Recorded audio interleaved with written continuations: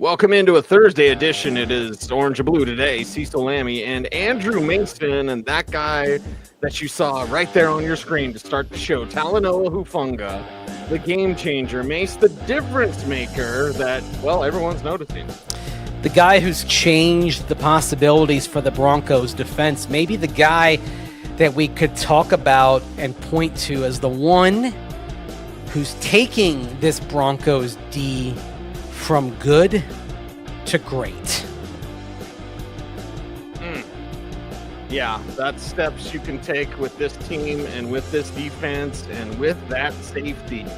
Everything that he can do, how he's attached himself to his teammates, how the offensive players, including Bo Nix, just love him and love that energy. Hand me glove, a perfect fit. We don't often talk about that in free agency. It's, the fit for now. Yeah. Talanoa Hufanga is the fit. And you can speak on this better than anyone, Mace. Like the history of safety with this Broncos team. He fits that. I mean, the history goes literally all the way back to the beginning for the Broncos, all the way back to 1960. You had a Ring of Fame safety on the original Broncos team the first year of 66 Broncos seasons, Goose Gonsolin. I mean, that's how long the lineage of safety goes, and it travels through guys like Billy Thompson going from corner to safety, and Steve Foley and Dennis Smith and Steve Atwater, right? And even you get John Lynch for a few years, you get Brian Dawkins for a couple of years, you get T.J. Ward and Darian Stewart, and then you get Justin Simmons, and now Talanoa Hufanga appears to be the next link in that chain, and he's got the thing is, he's got a little smiling assassin in him too, because not only is he a guy who is all over the place, a guided missile, as you all saw on Sunday coming from the back end, but he's somebody who's really, he's a pleasant personality in the locker room. He's a great guy to talk to. Some guys will tell you, hey, that, he's kind of nice guy off the field, and then on the field kind of turns into, a weapon. But he'll tell you, hey, I've got a smile on my face on the field as well. Well, it's funny because I feel like I got a big smile on the field too. So that's like the difference. Like a lot of people see my energy and mistake it for like anger. A lot of it is just passion, and like I'll try to help out guys after the play and stuff. So I'm just more, I don't even know how to describe it. I just go out there and have fun. So yeah, intense. Intensity in 10 cities. That's what we're going to talk about with Hufanga. Yes. Yeah, 10 cities. Well, the Broncos will play in, 8 different cities on the road in the regular season. Maybe a couple more in the postseason if things work out, right? So it could be intensity in 10 cities this year. I'd like that. Or maybe, if Denver's one of the cities too, maybe it sort of works out. They get home field advantage in the playoffs, and then on the road in the Super Bowl, then it would be intensity in 10 cities. There you go. And then we can walk around with our credentials at the Super Bowl going like this. Oh my gosh! Oh, now we're dreaming here. Yeah, let's put that stallion back in the barn. Let's let this thing play out as it will. But when you see him play with that kind of ferocity, and when you see what it opens up for other guys as well, that's the thing. We're talking about the game that Justin Sternad had on Sunday, one of his better games, if not the best game he's had in his career.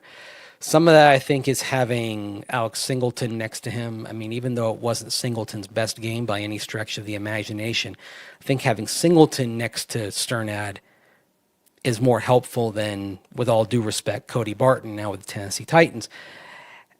I would also say that having Hufanga and having him soar into the box and being able to come up to the areas on the outside the numbers and make plays as well, having him be more aggressive coming all over the field, I think that's the sort of thing that frees up opportunities for Sternad as well, knowing how much more of the field is going to be covered because Hufanga is so aware and anticipates so well and attacks so well off that anticipation. Yeah, and you look at, again, much like Dre Greenlaw, you don't have a chance at this guy if he's not hurt. Yeah. That's the main thing. Like, this is an all-pro level safety that can roam, not just a hitter, not just a center fielder, but he can do it all. Yeah, like that's the thing. And as Sean Payton often says, first responder. Like that's I like that. And you saw that on Sunday. Not somebody who's coming in later on the play, but someone who is making the play, initiating the attack.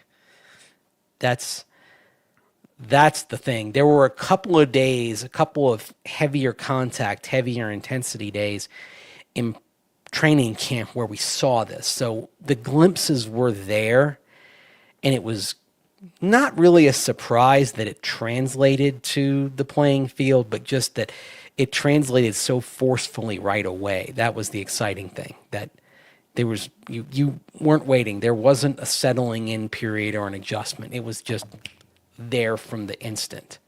Right. Very rarely does it happen like it did. So that was pretty. That was And pretty how do cool we to know watch. that, Mace? One, because we've seen a lot of football, and two, everybody talked about him. Yes. Just this week, just on Wednesday, everybody was bringing him up, sometimes unprompted. Yeah. He's He got was their getting- attention. Got their attention. Here's Jonathan Cooper talking about Talanoa Hufanga. He brings such a different level of intensity to this defense. You know, he's a heck of a football player. I mean, just seeing his tape definitely inspires me, and I'm so happy he's on our side. I mean, I great addition. He's a heck of a football player. I mean, like, just watching that film just gives me even more motivation to keep being the best I can be. Think about that. Like a couple of words he uses there. Inspires, motivates. Like Motivation. this is also why he's a team captain. And that was another thing. Voted the team captain immediately on a team that does not lack for leaders. There are more leaders than captain spots on this team. And yet he comes in right away and gets one of those patches. I mean, this isn't a team in transition. This is a team that, after last year, had a pretty well-established hierarchy when it came to leadership, and yet he moved right up and earned one of those spots.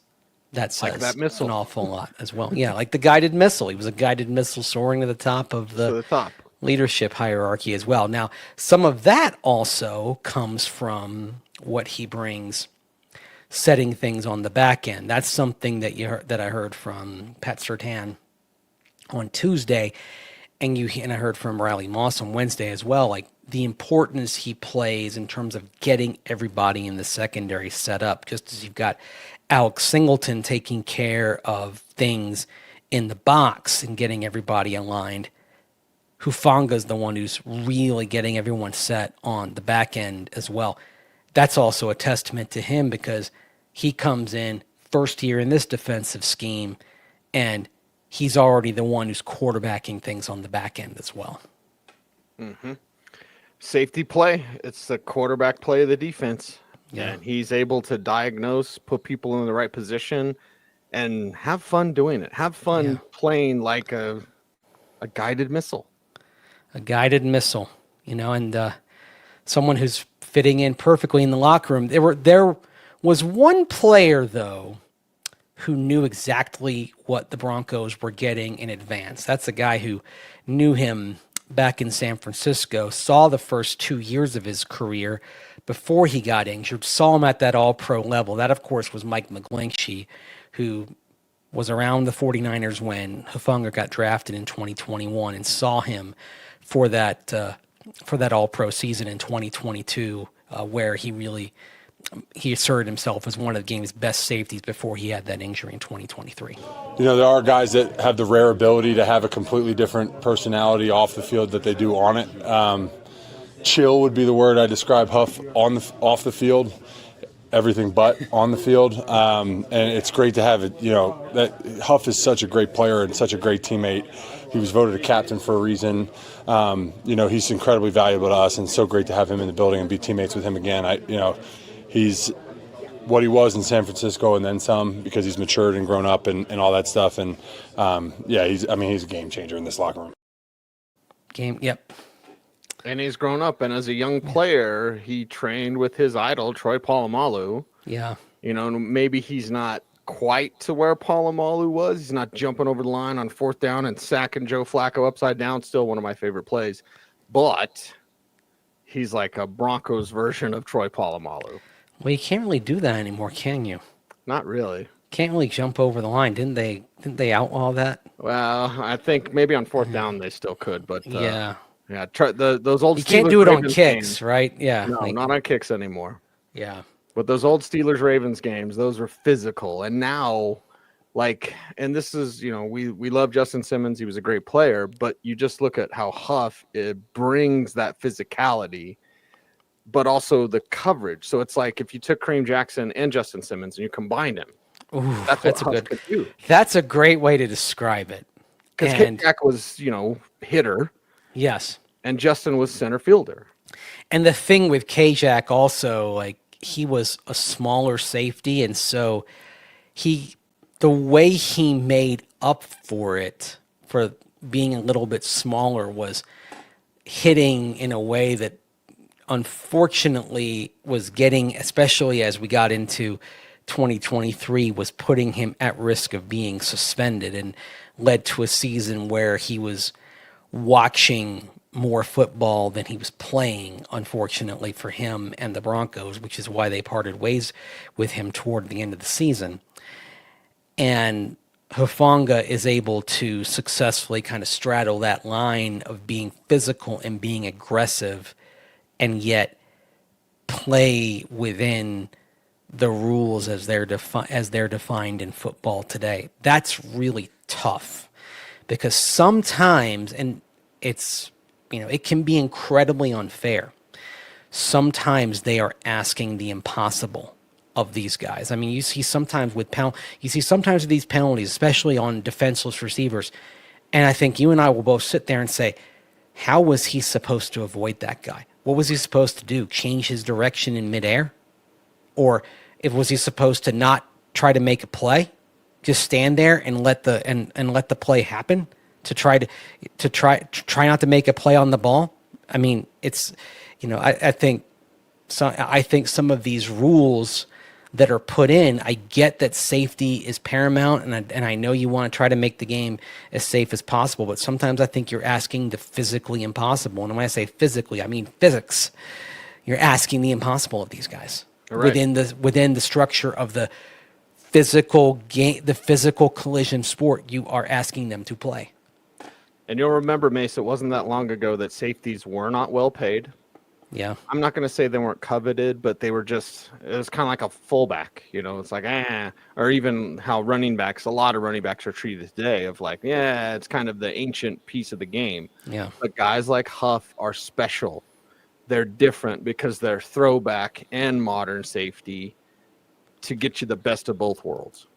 If anything, because the job description has become more difficult within the context of what the rules are today, when you find a player who can be as effective as Huff is within the constraints of how things are defined right now, that player is gold, right?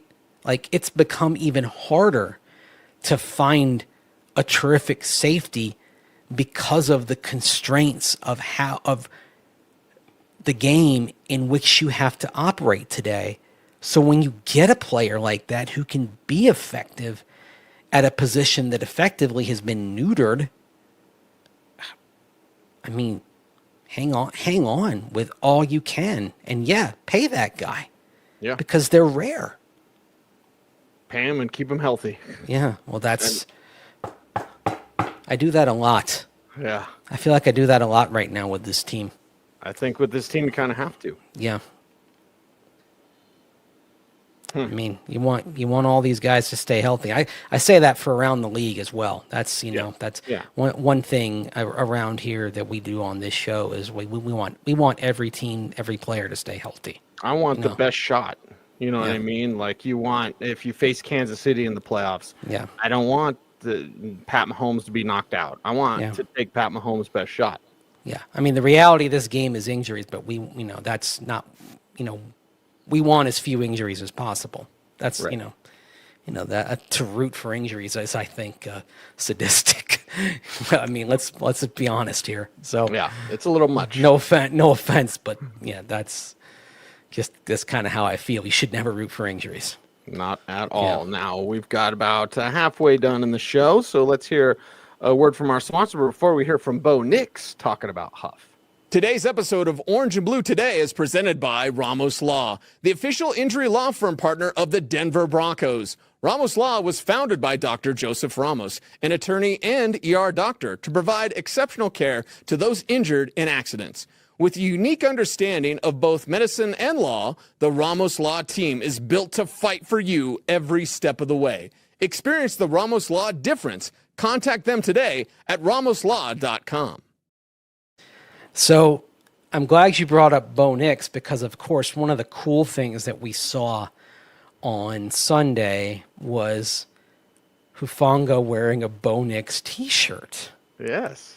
That was really cool. And the juxtaposition after the game of Bo Nix speaking at the lectern in the press conference room in Power Field at Mile High, and then almost immediately thereafter, Hufanga walking up to the lectern right after Bo and wearing the Bo Nix t-shirt. That was a pretty cool sight. Little one from one captain to another, little tribute, right? Also, it's a respect thing, but it's also, just kind of cool. It's just showing how this team kind of has guys have each other's back, but also, repping each other as well. So guys can have a little fun. Yeah. I mean, I don't think people categorize Bo Nix as like a fuddy-duddy, but we also don't necessarily see, we eventually saw it with Peyton Manning. Yeah. But it's just one of those things like guys love him. Yeah. They can razz him a little bit. They can wear t-shirts of him. Like it's part of the support. It's a very key cog for a veteran like Huff to do that with Bo's t-shirt. Yeah. And I think that's the kind of the thing, they can kind of razz him a little bit, give him a little, kind of tease him about the shirt and have some fun with it. And that Bo can take it and laugh about it and all that. It's part of why this locker room is so together. That's another thing as well. Here's Bo talking about Hufanga, but also kind of not talking he talked about the shirt earlier, but he also talks about Hufanga, has a good nickname for Hufanga. Check it out. He's just one of those guys that's a great eraser. If some things don't go as planned happen, he's there to just kind of erase them. And we got a lot of those guys on defense. That's when you got a good defense. But, obviously appreciate the shirt. I know that was planned. I know he's got my back. And, obviously me and the offense, we got his too. So we're just going to continue to play well together and just keep picking up each other. And, I think it'll, do well for us as the season goes. The eraser. A human eraser is Talanoa Hufanga. Underrated movie. Yeah. And I like him in saying, that, hey, he's got our back. There's going to come a time, believe it or not. I mean, it may not seem that way after y'all watched the first game. No. There's going to come a time this season where the offense is going to pick up the defense. It's going to happen in a game. Yeah. It could be against Cincinnati. God, Joe Burrow, it's a handful. And then the offense has to score 35 to beat the other team. And they know that. And having that, there's not going to be any sort of division as we've witnessed with this team in the past. Are you talking about 2016? I'm talking about 2016, Wade. Wade did not like that when that hit the newswire. He was mad. Like there was a division. I'm not going to say Wade caused it. The offense not being able to do their job caused it. Yes. Down the stretch, that offense not holding up its end of the bargain. And those guys were ballers. So, of course, they were going to be like, we're doing our job. What are those guys doing?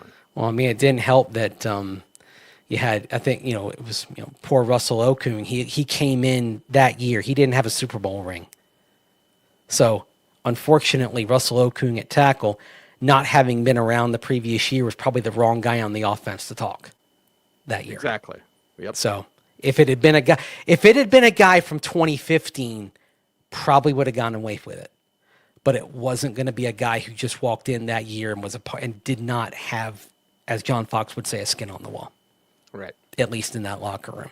So now juxtapose that to what we get to witness this year. oh yeah, this team's a lot more together. So different. Yes. I think part of it, even though you have someone like Hufanga coming in right away, but he comes in and fits in, but a great part of this core has, kind of grown together. It's a team that it has a fairly organic process of how it came together. Mm-hmm. It's not Good mix. It's a good and it wasn't something where Sean Payton walked in and completely gutted the roster from what he had before. It Took was a long look at you. It was giving chances to guys that he inherited. It was, because look at all the contracts that have been done in the last 14 months. With most of those, these are guys he inherited. Bonito he inherited, Cortland he inherited, Cooper, Bowles, Surtain, Miners. These were guys who were around. The story with Bonito where he, they take a look at the film and then of course VJ brings him into his office and Benito's like, you're talking about like double-digit sacks, and Benito's like, you're talking about me? Sure you have the right guy? But Payton and VJ probably saw something in Bonito that maybe at that moment Bonito didn't see in himself. Sean Payton would give you a chance like he did with Jerry Jeudy. He took so much time with Jerry Jeudy. Gave him a whole year to try to figure things out. Mm-hmm.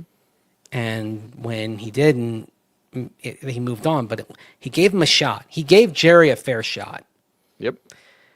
Truth be told, as we've seen in the last year, they probably did make Jerry a better player. Cleveland got to reap the rewards of it, but some of that was probably done by what happened in Denver. Right. You learn, you grow. Yes. And hey, Jerry got a nice contract out of it, and he's a Pro Bowler now.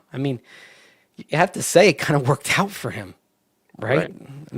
So it couldn't have been all bad, but yeah, that's the thing. So this team had kind of a natural growth process, and now it's at the point where it's okay. You get the right guys who fit in. You identify the right people.